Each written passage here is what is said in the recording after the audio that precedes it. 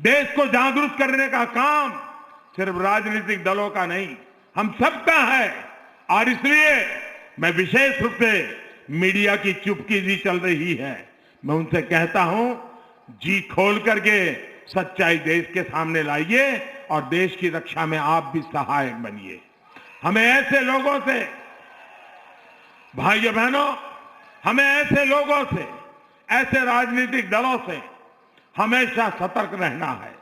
ये लोग कुर्सी के लिए, अपने स्वार्थ के लिए देश को भी दांव पर लगा देते हैं, देश के सुरक्षा से भी खिलवाड़ कर देते हैं। साथियों, यूपी का तेज विकास सबसे प्रयास से ही हो सकता है और इसलिए मैं हमेशा कहता हूं, सबका साथ, सबका विकास, सबका विश्वास और सबका प्रयास। सबका प्रयास होना चाहिए कि नहीं? जरा जोर से बताइए, सबका प्रयास होना चाहिए कि नहीं? हर किसी ने प्रयास करना चाहिए कि नहीं करना चाहिए? तो 23 तारीख को कमल के बटन पे वोट करना, ये भी सबके प्रयास का हिस्सा है। करोगे ना? ये प्रयास सब मिलकर के करोगे ना? सुबह जल्दी जल्दी निकलोगे, ज्यादा से ज्यादा मतदान करोगे? ऐसा तो नहीं होगा ना?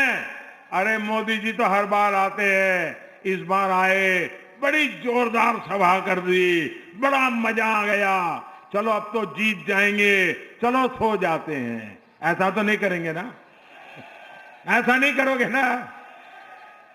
घर घर जाएंगे, घर घर जाएंगे, घर घर जाएंगे, एक एक मतदाता को मिलेंगे, हर मतदाता से हमारी बात पहुंचाएंगे और मोदी जी ने प्रार्थना की है वोट देने के लिए, वो करेंगे।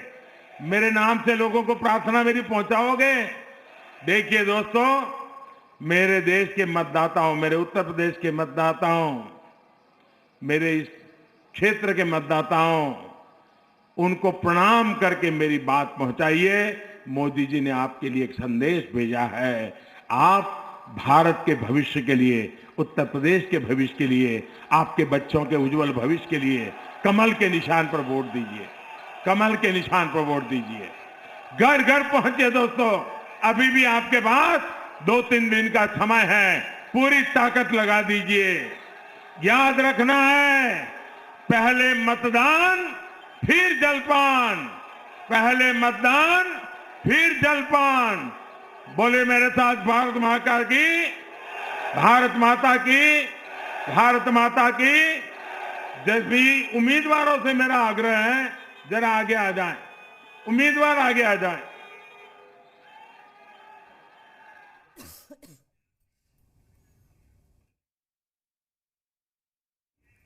तो ये तस्वीरें इस वक्त हम आपको सीधा दिखा रहे हैं। प्रधानमंत्री नरेंद्र मोदी का अभी आपने संबोधन सुना, चुनावी जनसभा करते हुए पीएम।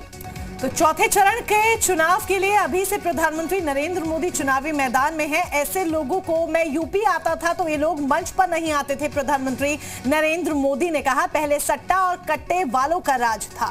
तो एक तरफ तीसरे चरण की वोटिंग चल रही है, लेकिन दूसरी तरफ प्रचार का दौर भी जारी है और आज भी मुख्यमंत्री, प्रधानमंत्री अखिलेश यादव अलग अलग जगहों पर जनसभाओं को संबोधित कर रहे हैं। तो हरदोई में पीएम मोदी अपनी चुनावी जनसभा में जमकर विपक्ष पर हमला बोल रहे हैं।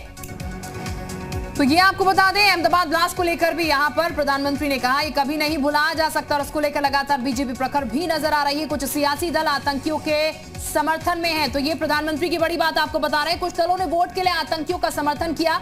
इसके अलावा एसपी सरकार में आतंकियों से केस वापस लिए गए, ये भी प्रधानमंत्री की तरफ से कहा गया।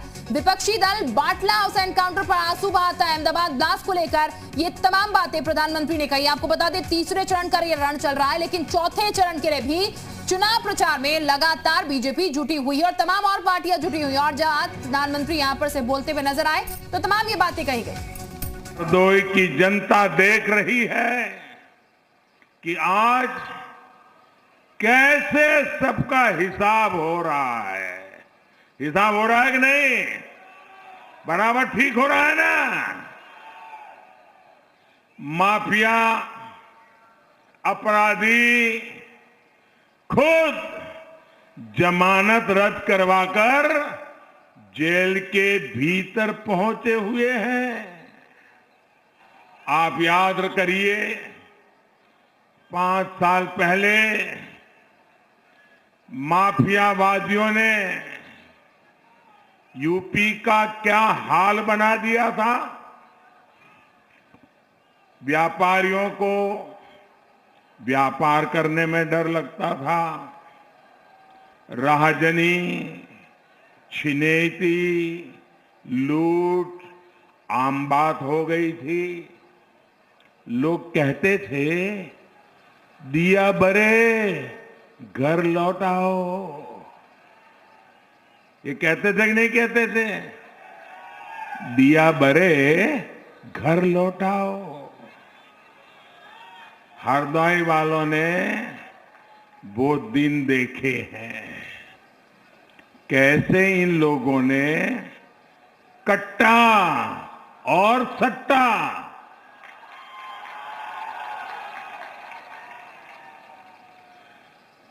एक कट्टा और सट्टा वालों को खुली छूट दे रखी थी।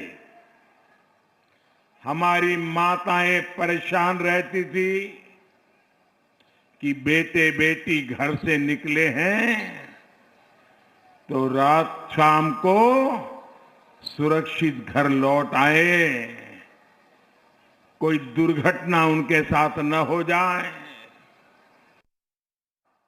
ये लोग ओसामा जैसे आतंकवादी को जी कहकर बुलाते हैं। ये लोग बाटला हाउस एनकाउंटर में आतंकवादियों के सफाए पर आंसू बहाते हैं। ये लोग किसी दिन भारतीय सेना का अपमान करते हैं, किसी दिन पुलिस को बेइज्जत करते हैं।